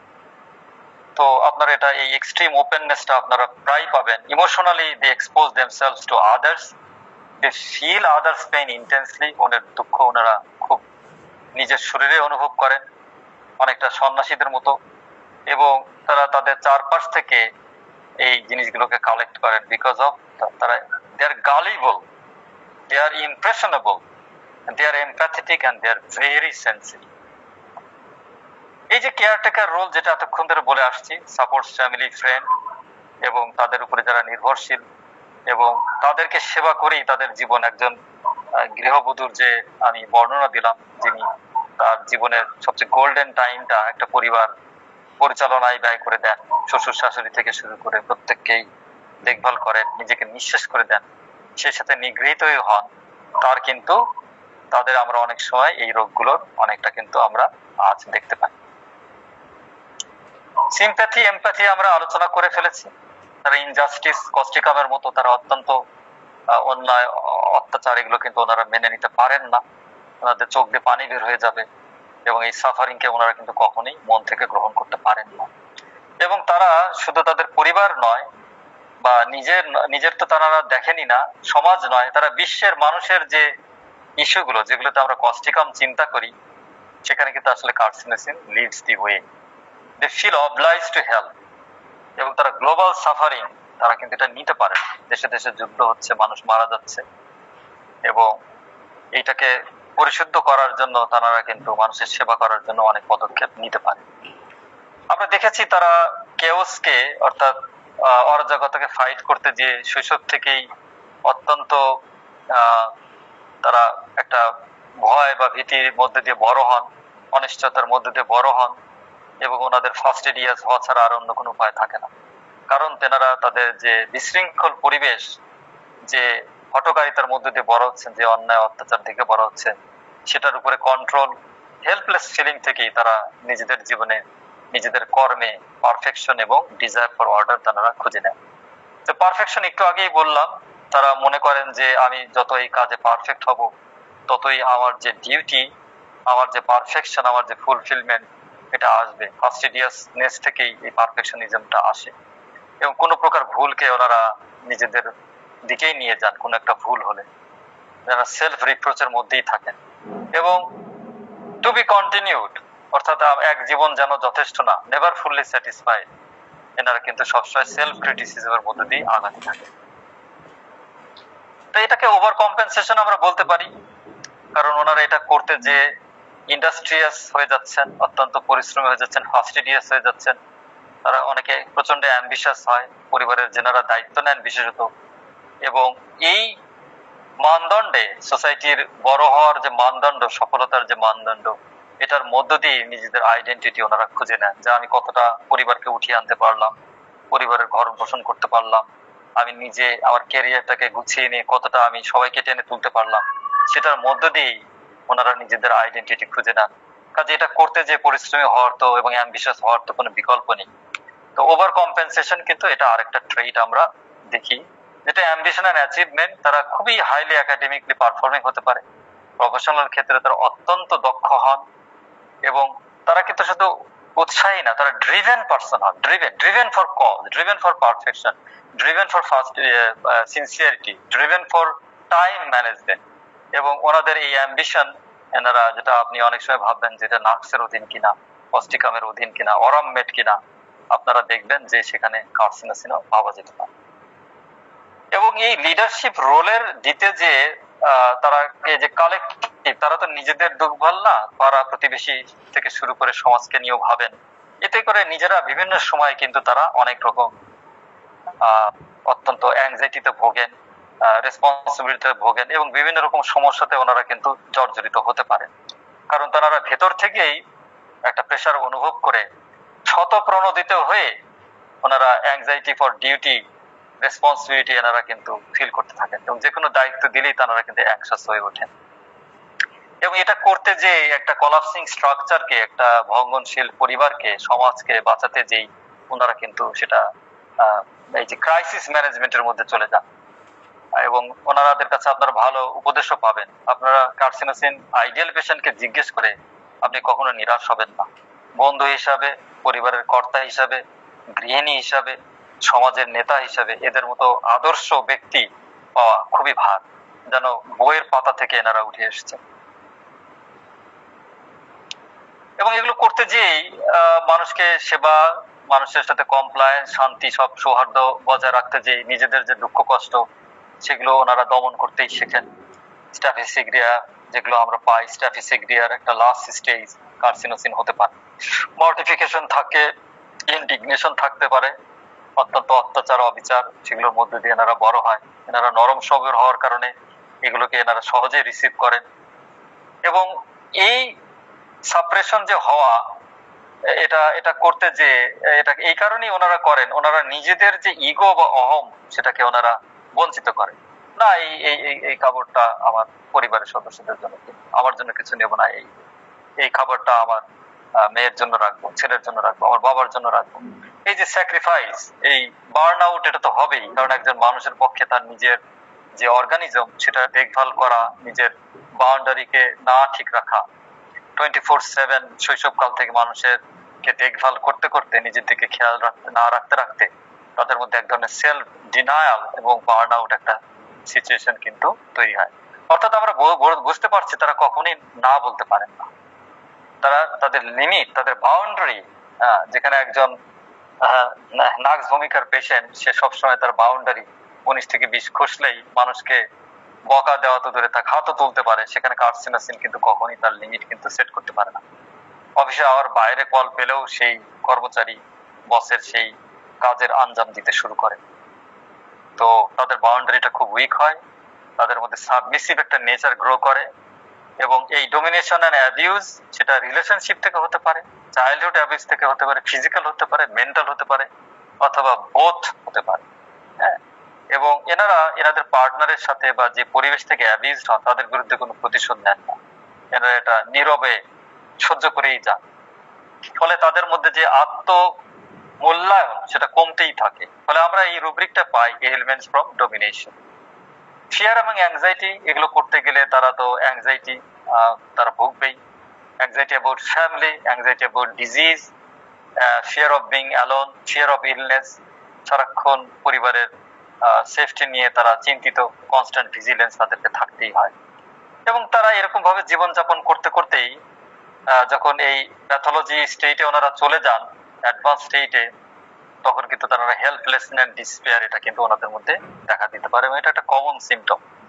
আমরা ক্যান্সারের যে দেখা দেওয়ার আগে আমরা রোগীদেরকে যদি ভালো করে জিজ্ঞেস করি যে গত 2.5 বছরের মধ্যে কি হয়েছে, আমরা অধিকাংশ ক্ষেত্রেই দেখবো একটা great financial difficulty or great family difficulty or great physical difficulty ওনারা কিন্তু ভোগ করেছে। তো এই ফিলিং ট্র্যাপড, এই অন্ধকার থেকে, এই টানেল থেকে বের হওয়ার কোনো রাস্তা নাই। এই অন্ধকার এই সুড়ঙ্গ থেকে আমি কবে বের হবো, আলো কবে দেখবো, কবে মুক্ত হব এই অ্যাবিউজ থেকে, ফিজিক্যাল মেন্টাল অ্যাবিউজ, সেখান থেকে কিন্তু এনারা ফিলিং ইন কেপেবল। হতে পারে একটা গৃহিণী এরকম বোধ করছে, হতে পারে কোনো স্বামী অত্যাচারিত হচ্ছে, হতে পারে কোনো ছাত্র শিক্ষকের দ্বারা অত্যাচারিত হচ্ছে, হতে পারে কোনো শিশু মা বাবার দ্বারা সারাক্ষণ শাসিত হচ্ছে, অথবা সমাজের নিপীড়িত মানুষ যারা বঞ্চিত সব দিক থেকে, তারাও কিন্তু ফিলিং ট্র্যাপড। এটা কিন্তু একটা কমন সেন্সেশন। এটা করতে যেই যে ওভারওয়েলমিং, যে তারা যে ফ্যাটিক হয়ে যাওয়া এবং তারা যে ডুবে যাচ্ছে, সেন্স অফ ড্রাউনিং, এটা কিন্তু আস্তে আস্তে এই এই অনুভূতিগুলো ওনারা প্রাপ্ত হতে থাকেন।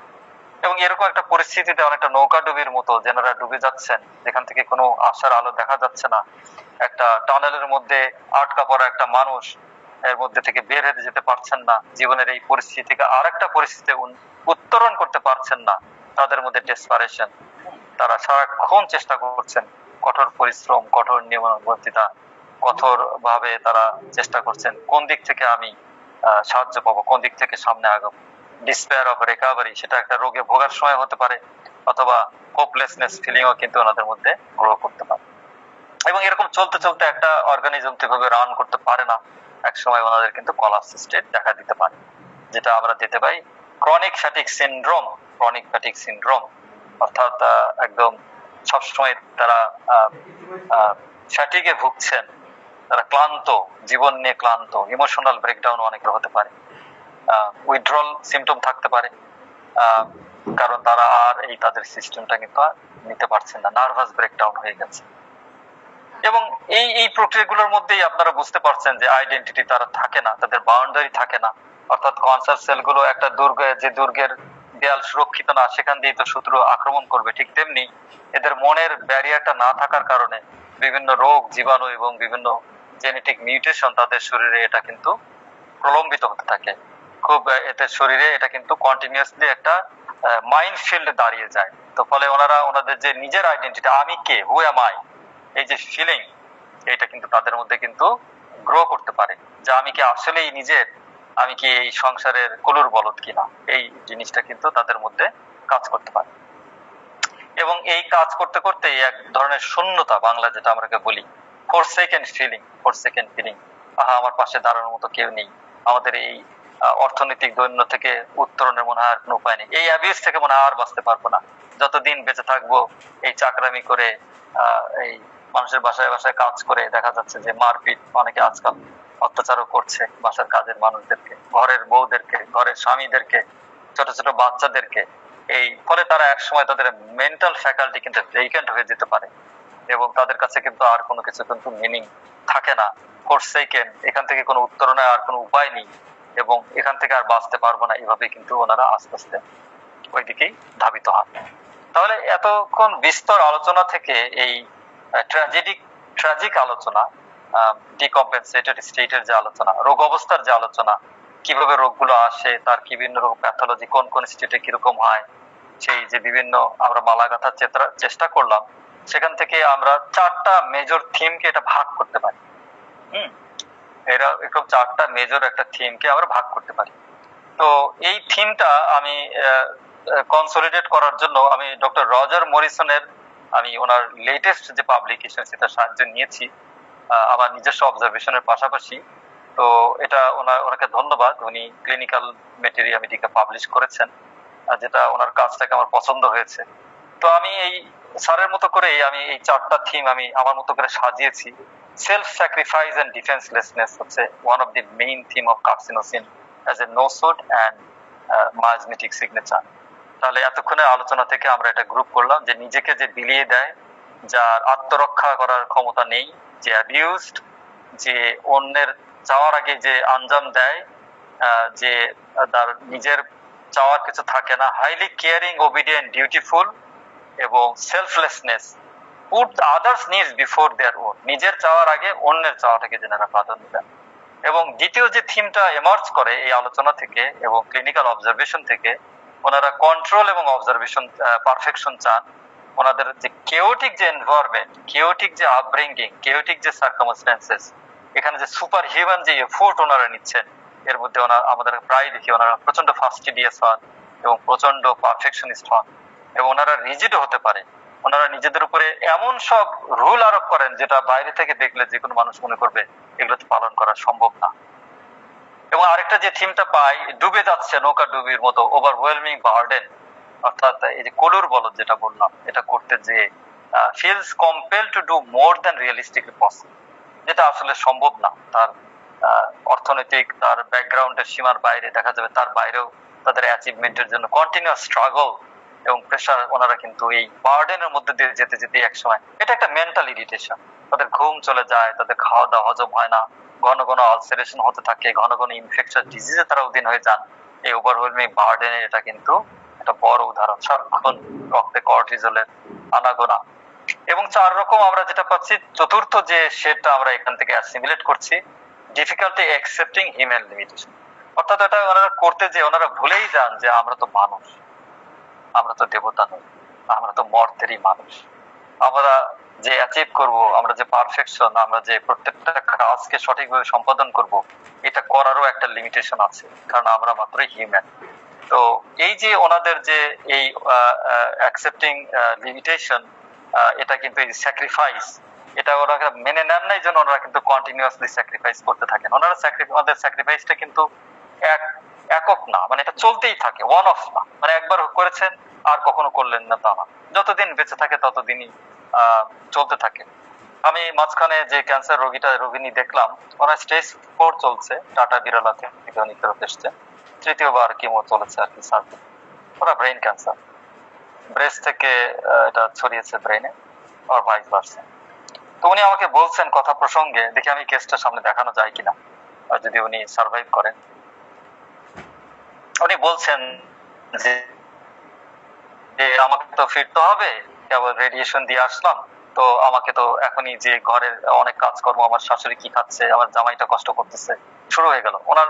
আমি ইন্টারভিউ করার পরিবর্তে দেখা গেল যে ওনার এইরকম শারীরিক অবস্থার মধ্যে উনি ওনার যে লিমিটেশন এসে পড়ছে সেটাকে উনি মানতে পারতেছেন। এটা কিন্তু আরেকটা উদাহরণ দিলাম। তাহলে কার্সিনোসিনের এতক্ষণ যে আলোচনা হলো, সেটা থেকে আমরা যদি খুব সংক্ষেপে এই সবকিছুকে সিনথেসিস করি, অ্যাসিমিলেট করি, তাহলে কনসলিডেট করলে যেটা সিনথেসিস দাঁড়াবে সেটা হলো, carcinosin reflects a person who sacrifice themselves for others, strive for perfection and control, carries overwhelming responsibilities and struggle to accept their own human limitation. অর্থাৎ কার্সিনোসিন এমন একটা নোসোড, এমন একটা আপনার মাজমেটিক সিগনেচারকে বহন করে যে শুধু নিজেকে ত্যাগই করে যায়, এবং এই ত্যাগ করতে যেই তার পারফেকশন এবং কন্ট্রোল, তার ফাস্টিডিয়াসনেস, এবং এইটাতে করতে যে সে যে ডুবে যাচ্ছে, এবং সেটা যে আসলে বাস্তবিক না, এটা যে মানুষের ক্ষমতার বাইরে, এইটা মানতে যে কনফ্লিক্ট, যে ডুয়ালিজম আমরা বলি যেটা ফিলোসফির ভাষায়, সেটাই হচ্ছে কার্সিনোসের একটা থিম। তো সেটাই এখানে একটা গ্রাফিক্স আমি তৈরি করেছি, যে self sacrifice, family, work, finance, relationship, expectation, obligation, এনার সবার পরিবর্তন, মানে সবারটা পূরণ করতে যাচ্ছে। এটা চেইনে সে নিজেকে আবদ্ধ করে ফেলতে চেষ্টা, এবং সে তার মধ্যে অনুভূতিটা কি হচ্ছে, I give so much yet feel I am never enough. এত কিছু দেওয়ার পরে তারা মনে করে আমার এটা করাটা যথেষ্ট না। তো দেখেন এই যে নিজের মানুষকে করতে যে দিতে যে সেলফ স্যাক্রিফাইস, এনাদের তারপরেও এনারা এত পারফেক্ট, এত কন্ট্রোল, সবকিছু গুছিয়ে ফাস্টিডিয়াস রাখছেন, তারপরেও তাদের মনে হচ্ছে যে আমি যথেষ্ট, আমি কেন আরো বেশি ভালোবেসে যেতে পারলাম না আমার পরিবারের আপনজনদের জন্য। তো এই গেল কার্সিনোসিনের একটা চিত্রায়ন। আজকে একটা শেড আপনাদেরকে আমি দেখিয়ে দিলাম হাই লেভেল, সামনে আরো আলোচনার আশা রাখি। তো এগুলো নিয়ে আলোচনা করলাম। তাহলে কার্সিনোসিন পেশেন্ট পেলে আমরা আরোগ্যের দিকে এবার আলোচনা করি, কম্পেনসেশনে কিভাবে যাব। তাহলে আমাদের চিকিৎসার মাধ্যমে এই পেশেন্টকে হেলদি বাউন্ডারিজ গ্রো করা শেখাতে হবে, এবং দেখতে হবে যে এটা গ্রো হচ্ছে কিনা। এবং এই ব্যক্তিগুলোকে আমরা কার্সিনোসিন স্টেটকে যদি নিজেরা অ্যাভয়েড করতে চাই, আমাদের হিউম্যান লিমিটেশনটা মেনে নেওয়াটাই সবচেয়ে যুক্তিযুক্ত। এবং নিজের আত্মমূল্যায়ন অন্যের চাইতে কম না করা, অর্থাৎ অন্যকে বেশি মূল্যায়ন করা থেকে বিরত থাকতে হবে। আমাদের মধ্যে যদি কোনো রাগ, ক্রোধ, ঘৃণা এগুলো প্রকাশ পায়, এটা মডেস্টলি এটা প্রকাশ করতে হবে, সবকিছু চেপে রাখা যাবে না। এবং হারানো শৈশব, জীবনের যে সৌন্দর্য এবং যে জয়, নিজের আমিত্বকে যে খুঁজে পাওয়া, নিজের হবিগুলোকে খুঁজে পাওয়া, এটার মধ্যে কিন্তু আত্মমনোনিবেশ করতে হবে যদি এই রোগ থেকে আমরা সবাই বেঁচে থাকতে চাই বা পরিপূর্ণভাবে আমার রোগীকে আমি আরোগ্য দিতে চাই। সেটাই 1 নম্বরে এস্টাবলিশ ইউর হেলদি বাউন্ডারিজ, আপনি কোনটা করবেন কোনটা করবেন না, সেই সাথে অ্যাকসেপ্টিং হিউম্যান লিমিটেশন, আপনার লিমিটেশনকে রোগীদেরকে মানে মেনে নেওয়া যে এটা একটু এর বেশি করা সম্ভব না। এরপরে ভ্যালু সেলফ ভার্সেস আদার্স, অর্থাৎ নিজেকেও মূল্যায়ন করা, নিজের খাওয়া, নিজের পড়া, নিজের চাওয়া, নিজের সময় বের করা, নিজের হবিটাকে গুরুত্ব দেওয়া, যেটা সারা জীবন সে স্যাক্রিফাইস করে আসছে, কখনো চিন্তাও করেনি। এক্সপ্রেস ইমোশন অনেস্টলি, সবসময় চেপে রাখা, রাগ, কখনো রাগ করে না, রাগও প্রকাশ করতে হয়, সবসময় পাপও শুতে হয় না, সেটা হেলদি ইমোশনটাকে প্রকাশ করতে হয় আত্মীয় স্বজনদেরকে। এবং রিক্লেম আইডেন্টিটি অ্যান্ড জয়, অর্থাৎ এটা এই প্রক্রিয়ার মধ্য দিয়ে, হিলিং এর এই প্রক্রিয়ায় আমাদের ওষুধের পাশাপাশি এই যে বিহেভিয়ারাল এই যে একটা স্কিমাও আমি দিয়ে দিলাম, এবং নিজের আইডেন্টিটিটাকে খুঁজে পাওয়া, নিজের আত্ম বাউন্ডারিটাকে খুঁজে পাওয়া, নিজের মানব জনম যে সার্থক করার যে প্রচেষ্টা করা, সেটা করতে যে আস্তে আস্তে হিল হয়ে কার্সিনোসিন স্টেট থেকে একটা নর্মাল স্টেটে যাওয়া বা সুস্থতার দিকে যাওয়া, এটাই আসলে চিকিৎসা, এটাই আসলে সার্বিক কার্সিনোসিন থেকে উত্তরণের একমাত্র উপায়। ধন্যবাদ, আপনারা সময় এতক্ষণ ধরে শুনলেন। আপনাদের যে কোনো প্রশ্ন থাকে আপনারা করতে পারেন। অসংখ্য অসংখ্য ধন্যবাদ স্যার এত সুন্দর করে কার্সিনোসিন আলোচনা করার জন্য। এখন কার্সিনোসিন সম্পর্কে কারো কোনো প্রশ্ন থাকলে করতে পারেন। এমডি জুয়েল, আপনি প্রশ্নটি করুন। আসসালামু আলাইকুম স্যার। অসংখ্য ধন্যবাদ স্যার। আসলে লাইভলি ক্লাস বলতে যা বোঝায় স্যার, আলহামদুলিল্লাহ স্যার আমরা এই 1 ঘন্টার ক্লাসটি পেলাম এবং আরো খুবই ভালো লাগছে স্যার যে ওই যে মানে এক্সিলেন্ট রিক্যাপিং স্যার, মানে আমরা টোটাল সামারিটা আপনি যে আবার রিক্যাপিং করে দিলেন স্যার, এটা আমাদের মেমোরিতে ইনশাআল্লাহ গেঁথে থাকবে। আমার প্রশ্ন হচ্ছে স্যার যে কার্সিনোসিন সম্পর্কে আমরা যেটা জানলাম যে খুবই পজিটিভ ক্যারেক্টারিস্টিক্স ফুল একজন মানুষ, নিঃসন্দেহে তার ভিতরে পজিটিভিটিতে ভরা। তো আমার প্রশ্ন স্যার, তার কি কোনো রিমার্কেবল কোনো নেগেটিভ সাইড আছে যেটা তার ক্যারেক্টারিস্টিকের নেগেটিভিটি হিসেবে যোগ হবে স্যার? ধন্যবাদ স্যার। খুব দারুণ প্রশ্ন। আপনি কার্সিনোসিনের যদি ধরেন 10টা রোগী পান, 10টা রোগীকেই দেখে মনে হবে যে একটা আদর্শ মানুষ। যেমন এই এই রোগীগুলোকে দেখতে যে আপনি একটা জিনিস দেখবেন, এদের মধ্যে অনেকে এত ফাস্টিডিয়াস যে আপনি হয়তো যেটা যেভাবে বলছেন একদম ভার্বাটিম সেভাবেই সে সেটাকে পালন করতেছে। অর্থাৎ কমপ্লায়েন্স, আমরা যখন একটা রোগী পাই আমাদের খাদ্যাভ্যাসের একটা নির্দেশনা থাকে, ওষুধ গ্রহণের একটা নির্দেশনা থাকে, লাইফস্টাইল মডিফিকেশনের একটা নির্দেশনা থাকে। আপনি দেখবেন আপনি যেভাবে বলছেন ঠিক অক্ষরে অক্ষরে অক্ষরে অক্ষরে এই রোগীগুলো পালন করার চেষ্টা করেন উইদাউট ফেইলিয়ার। এগেইন সেটা কিন্তু তাদের যে ওভারঅল যে পিকচার সেটাকে কিন্তু নির্দেশ করছে। আমার অবজারভেশনে আমি কার্সিনোসিনকে এই অতিরিক্ত ফাস্টিডিয়াসনেসটা অনেক সময় বিরক্তির মতোই লাগে। আরেকটা যেটা দেখেছি যে এই যে এত দীর্ঘ রোগ অবস্থায় দেখা যাচ্ছে যে নিজের স্টেজ 4 ক্যান্সার সে বলতেছে যে আমি বাসায় যে আমার শাশুড়ি রান্নাবাড়ি এখনই শুরু করতে হবে, বা আমার হাজবেন্ড না খেয়েছিল কয়েকদিন, আমি ইন্ডিয়াতে ছিলাম, এই যে যে একটা ব্যাপার, মানে আমি এটা অনেক সময় কিন্তু আপনার মনের মধ্যে মনে হয় যেটা একটু অতিরিক্ত না, এখন কিন্তু এটা মনে হতে পারে একটু অতিরিক্ত হয়ে যাচ্ছে না। স্টেজ 4 ক্যান্সারের একটা রোগী, সে তার দায়িত্বের জন্য এখনই ফিরে যাবে, শাশুড়ি আম্মার জন্য খাবার বানাবে, শ্বশুরকে চা বানিয়ে দেবে, এটা আপনার মনে হতে পারে, কিন্তু অধিকাংশ ক্ষেত্রে আমরা পজিটিভ এই গুণগুলোই আমাদের চোখে পড়ে। ধন্যবাদ। এখন আমরা চলে যাব অনুভূতি ব্যক্তর পর্বে। এখন অনুভূতি ব্যক্ত করবেন আমাদের শ্রদ্ধেয় sir Ishrat Hossain Lipton sir. স্যারকে অনুরোধ করব অনুভূতি ব্যক্ত করার জন্য।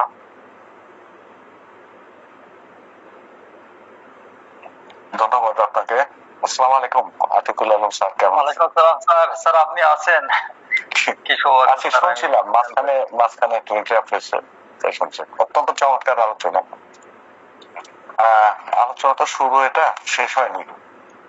আমি আশা করি স্যার এটা কন্টিনিউ করবেন, আর আমরাও সুযোগ করে শোনার চেষ্টা করব। আসলে বর্তমান সময়ের প্রেক্ষাপটে একটা সময় উপযোগী ওষুধ হলো কার্সিনোসিন। আপনি স্যার তো বিদেশে থাকেন, লন্ডনে থাকেন, বাংলাদেশে থাকি, বাংলাদেশের প্রেক্ষাপটে আমি এটা বুঝি। বিশেষ করে যে এই যে পরবর্তী কিছু জেনারেশন এখন তৈরি হচ্ছে, আসতেছে, স্কুল পড়ুয়া বা বিভিন্ন শিক্ষা প্রতিষ্ঠানে পড়ুয়া ছেলে মেয়েরা, এরা ম্যাক্সিমামটাই কার্সিনোসিন নামক এই ওষুধটার অধীনে চলে যাবে। এ কথা বলেছি আমি আরো সম্ভবত 2 বছর আগে। তো বর্তমানে বাংলাদেশের শিক্ষা ব্যবস্থাটার দিকে আমরা তাকাই, একটি শিশুরও তার শৈশব নাই, একটা শিশু শৈশব নাই, একজন কিশোর কিশোরীর তাদের কৈশোর নাই। এটা নাই কেন? দেখেন, প্রচলিত যে শিক্ষা ব্যবস্থা, এটা সরকার অনুমোদিত যে শিক্ষা ব্যবস্থা, সেই শিক্ষা ব্যবস্থা কি হচ্ছে যে আমরা বিভিন্ন জায়গায় দেখি যে সরকারি প্রাথমিক বিদ্যালয় থাকলেও কিন্ডার গার্ডেন নামক এক ধরনের শিক্ষা প্রতিষ্ঠান গড়ে উঠছে এবং সেখানে খুব ভালো শিক্ষা দেওয়া হবে এই মর্মে মায়েরা বা মানে প্যারেন্টসরা তাদের সন্তানদেরকে ওই সমস্ত প্রতিষ্ঠানে দিচ্ছে। তো আমার চেম্বারটার কাছাকাছি একটা মানে স্কুল আছে, ওখানে প্রায় দেখি যে শিশুরা যায় আসে। একটা শিশুর ওজন যত, তার চেয়ে তার বইয়ের ওজন বেশি, তার বইয়ের ব্যাগটার ওজন বেশি। এটা কি হয়? ক্লাস 1-এ পড়ুয়া একটা ছেলে বা মেয়েকে 8খানা বই পড়তে হয়।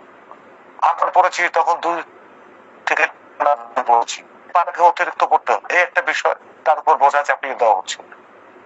এক কথা হলো ছেলে মেয়েদের নিয়ে স্কুলের ক্যাম্পাসে অবস্থান করে, মায়েদের মধ্যে একটা কম্পিটিশন থাকে যে আমার ছেলেকে ফার্স্ট হতে হবে, আমার মেয়েকে ফার্স্ট হতে হবে, তোমাকে এটা হতেই হবে, তোমার ভালো রেজাল্ট হবে। এই যে একটা শৈশব থেকে একটা চাপ সৃষ্টি হচ্ছে এদের মধ্যে, খেলাধুলা নাই, মাঠ নাই, এদের বিনোদনের ব্যবস্থা নাই, শৈশবের হই হুল্লোড় নাই, শুধুমাত্র এই বইগুলো তোমাকে মুখস্থ করতে হবে, এটা জানতে হবে, এটা বুঝতে হবে। এবং এই শিশুরা কিন্তু সেভাবে অভ্যস্ত হয়ে পড়ছে, তাদের প্রতিবাদ করার কোনো ভাষা নেই, সবকিছু সয়ে যাচ্ছে। এটা তাদের শৈশবকে অবদমন করছে, তাদের কোমল প্রবৃত্তি গুলো অবদমন করছে। দেখছি হিস্ট্রি অফ সাপ্রেশন। প্রথম দিকে স্কুলে দেওয়ার পরে অনেক ছেলে মেয়েদের মধ্যে দেখি যে কেন সে খেলার গোলটা ছেড়ে যখন স্কুলে যায় তখন চারদিকে তার অন্ধকার, সে খেলার সময়টা পায় না। এই তো ঘটনাটার উপরে তার একটা ইন্ডিগনেশন বা বিরোধ মানে মানে কি বলে ঘৃণা মিশ্রিত একটা ক্ষোভ ডেভেলপ করে। এই ঘৃণা মিশ্রিত ক্ষোভটা প্রথমত তারা স্ট্যাটিস্টিক নিয়ে থাকে এবং ধীরে ধীরে ধীরে ধীরে তারা যে এই তোমাকে ইঞ্জিনিয়ার হতে হবে, তোমাকে A+ পেতে হবে, তোমাকে গোল্ডেন A+ পেতে হবে, তোমাকে ডাক্তার হতেই হবে। আরে ছেলেটাও বা মেয়েটাও মনে করে না হ্যাঁ আমাকে এটা হতেই হবে। যে মানে তারা কি চায়, তারা তার বাবা মাকে সন্তুষ্ট রাখতে চায়, নিজের সবকিছু বিলীন করে যে সন্তুষ্ট রাখতে চায়, এই চাইতে চাইতে চাইতে চাইতে একটা পর্যায়ে গিয়া তারা কার্সিনোসিনের অধীন হয়ে যাচ্ছে। এই গেল সাধারণ শিক্ষা ব্যবস্থা। এছাড়াও আমরা দেখি ধর্মীয় শিক্ষা প্রতিষ্ঠান। আমার এই ছোট্ট শহরে প্রায় 400-র মতো হাফিজি মাদ্রাসা আছে। এই হাফিজি মাদ্রাসা গুলো করে কি 7-8 বছরের ছেলে মেয়েদের এনে 4 দেয়ালের মধ্যে আটকাই রাখে, কঠোর অনুশাসনের মধ্যে তাদেরকে কোরআন শরীফ মুখস্থ করানো হয়, তাদের শৈশবটা হত্যা মানে কিল করে দেওয়া হচ্ছে এবং কৈশোরের মাঝামাঝি সময় পর্যন্ত তাদের ওই মাদ্রাসার 4 দেয়ালের মধ্যে থাকতে হচ্ছে, ফ্যামিলি থেকে বিচ্ছিন্ন হয়ে। নিঃসন্দেহে এটা তাদের ইচ্ছার বিরুদ্ধে এবং একটা সময় তাদের সয়ে যায়। এই সয়ে যাওয়া বা বাবা মাকে সন্তুষ্ট করতে চাওয়ার মধ্য দিয়ে তাদের শৈশব কৈশোরকে তারা বিলীন করে দিচ্ছে এবং একটা পর্যায়ে ধীরে ধীরে তারা কার্সিনোসিনে চলে যাচ্ছে। এই একটা বিষয়, এইভাবে কার্সিনোসিনটা খুব অপরিহার্য হয়ে পড়ছে। আমি মনে করি আমাদের বাংলাদেশে এই যে মানে যত শিশু আছে, শিশু কিশোরদের এখন থেকে অনেকে শুরু হয়েছে এবং ভবিষ্যৎ জেনারেশনের জন্য একটা মারাত্মক একটা ওষুধ।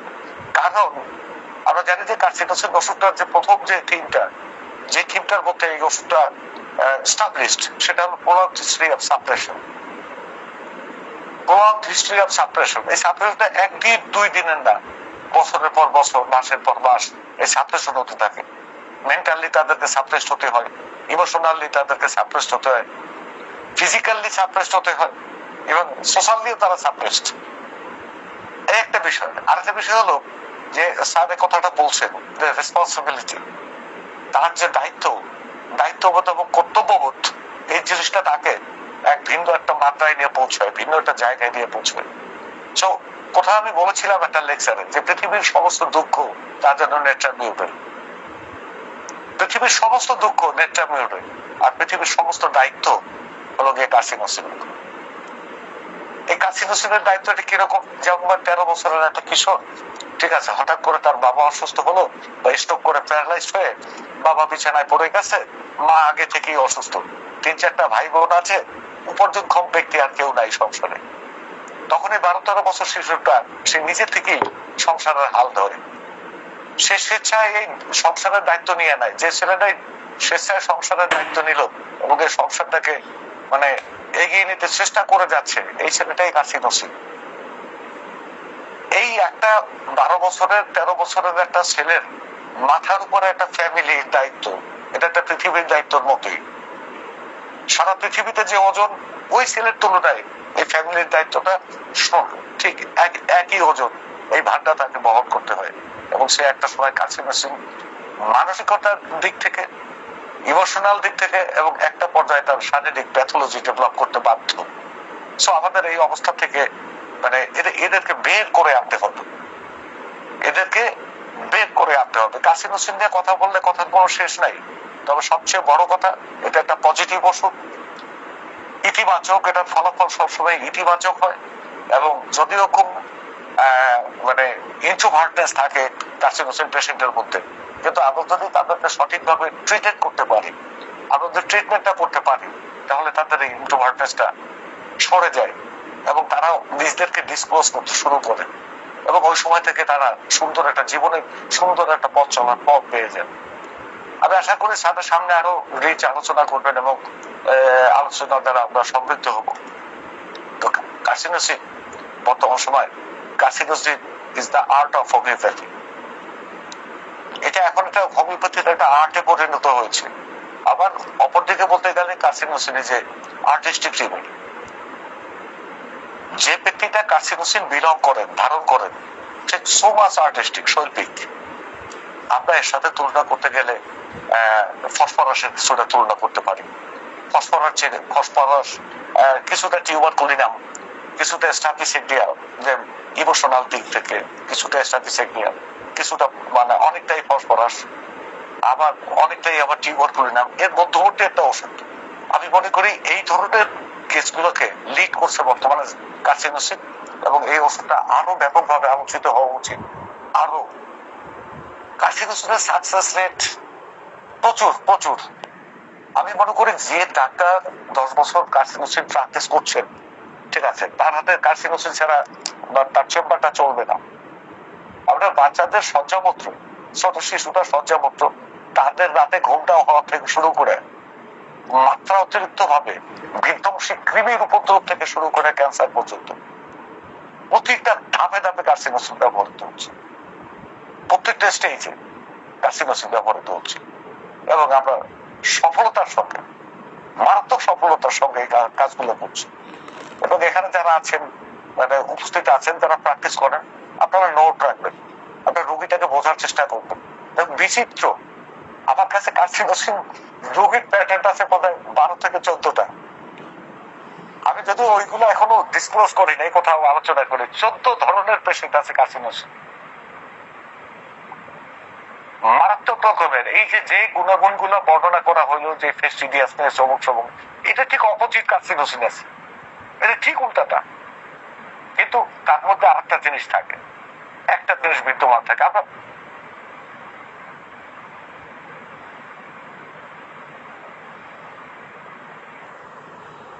স্যার মনে মিউট হয়ে গেলেন।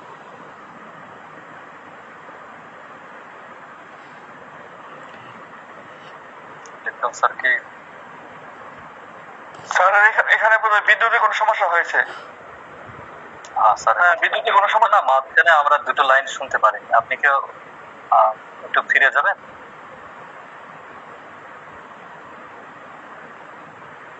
ফোনে ডিস্টার্ব করছে, আমি তো দেখি। হ্যাঁ, আচ্ছা, আমরা বলছি যে স্যারে বলছে যে ধর্ষিত হওয়ার একটা কেস। আমার কাছে ধর্ষিত হওয়ার একটা কেস আছে যে স্টুডেন্ট লাইফে, খুব প্রাইমারি লাইফে সে তার এক শিক্ষক দ্বারা মানে অ্যাবিউজড হয়েছে সেক্সুয়ালি। এরপর থেকে এই মেয়েটা তার বাসার কলিং বেল বাজার সঙ্গে সঙ্গে মনে করছেন ওই ভদ্রলোক আছে, এবং সে ভীত সন্ত্রস্ত উৎকণ্ঠিত অবস্থার মধ্যে দৌড়ে সে ঘরের পেছনে চলে যায়। ক্লাস 5-এ সেই ঘটনা ঘটলো। ইন্টারমিডিয়েট লাইফে তার চিকিৎসা আমি করলাম, তার ব্রেস্টে টিউমার ডেভেলপ করছে, এবং এটা দুটো ডোজ কার্সিনোসিনে তার টিউমারটা চমৎকার ভাবে চলে গেছে। তার অ্যান্টিসিপেশনটা কেটে গেছে। অ্যান্টিসিপেশনটা হলো যে পূর্বের অভিজ্ঞতা, এটা সরলার্থ, কিন্তু পূর্বের কোনো খারাপ অভিজ্ঞতা যেটা তিনি মাথায় ধারণ করে রেখে উদ্বেগ, উৎকণ্ঠা ও ভয়ের মধ্যে থাকেন প্রতিনিয়ত। কার্সিনোসিনের ক্ষেত্রে আমরা অ্যান্টিসিপেশনটা এইভাবে নেব। এরকম অনেকের অনেক ঘটনা আছে যে ঘটনাগুলো হজম করে যাচ্ছে, এই ঘটনাগুলো তাদের তাড়া করে বেড়ায়, তাদের এই যে কনসাস মাইন্ড থেকে এটা চলে যাচ্ছে না, ভীত সন্ত্রস্ত এবং উৎকণ্ঠিত থাকে। এই দীর্ঘদিন এই উৎকণ্ঠিত ভীত সন্ত্রস্ত থাকার ফলে একটা মানুষ কার্সিনোসিনে প্রবেশ করতে পারে, তার কনস্টিটিউশনটা কার্সিনোসিন হয়ে যেতে পারে। আর একটা বিষয় হলো কার্সিনোসিন সবাইকে সন্তুষ্ট করতে চায়, সবাইকে সুখী রাখতে চায়, নিজে পুড়ে হলেও, যেমন একটা মোমবাতি নিজে পুড়ে অন্যকে আলো দান করে, কার্সিনোসিনটা হলো নিজে শেষ হয়ে যাবেন, নিঃশেষ হয়ে যাবেন, কিন্তু সে অন্যকে খুশি রাখতে চান। আমি এক গৃহবধূর কথা, আমার রোগীরা কেনই জানি আমি জানি না, আমার রোগীরা তাদের অনেক গোপন কথা আমার কাছে অকপটে বলেন। এক গৃহবধূর কথা, উনি ওনার ছোট কাকা শ্বশুরের কাছে যারা রেপ্ট হয়েছে, এবং এইটা তারা অ্যান্টিসিপেশনে পড়ে গেছে। বিয়ের 2 মাস পরে এই ঘটনা ঘটছে, ওনার ছেলে মেয়ে এখন বড়।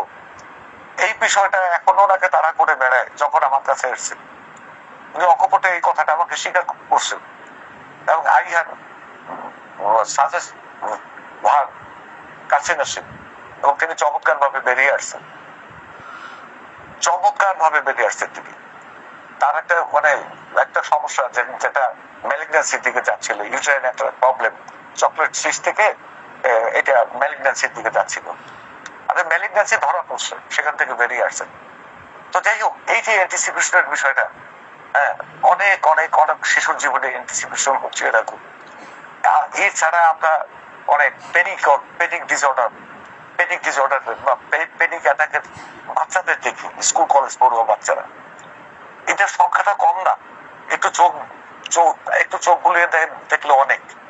এদের পেছনে এই ধরনের কোন অ্যান্টিসিপেশন আছে কিনা এটা আমাদের খুঁজে দেখা উচিত, এবং এই ধরনের অ্যান্টিসিপেশন গুলো দূর করতে কার্সিনোসিনের বিকল্প আমাদের হাতে নেই। আমি আশা করি স্যার আরো সামনের দিকে বলবেন এবং চমৎকার ভাবে বলবেন, আমরা আরো সমৃদ্ধ হব। স্যার, আপনার সাথে কথা হয় না, ফোনে কবে কথা বলবো? যখন স্যার আপনার ইচ্ছা করবে। হ্যাঁ, ঠিক আছে, আমি আপনাকে ফোন করবো এবং অবশ্যই কথা হবে, কথা আছে। তো স্যার, স্যালুট আপনাকে, স্যালুট স্যার আপনাকে, স্যালুট। চমৎকার একটা টপিক নিয়ে আসছেন, এবং আপনি যে আপনার গাঁথুনিটা আমার চমৎকার লেগেছে। আপনার সব আলোচনার গাঁথুনি আমার চমৎকার লাগে, এটা আমার মাথায় গেঁথে থাকে স্যার। থ্যাংক ইউ স্যার, দোয়া করবেন, আপনার সুস্বাস্থ্য কামনা করি। স্যার দোয়া রাখবেন। জি, অসংখ্য ধন্যবাদ স্যার। তো এখন আমরা অনুভূতি শুনবো মিজানুর রহমান স্যারের কাছ থেকে।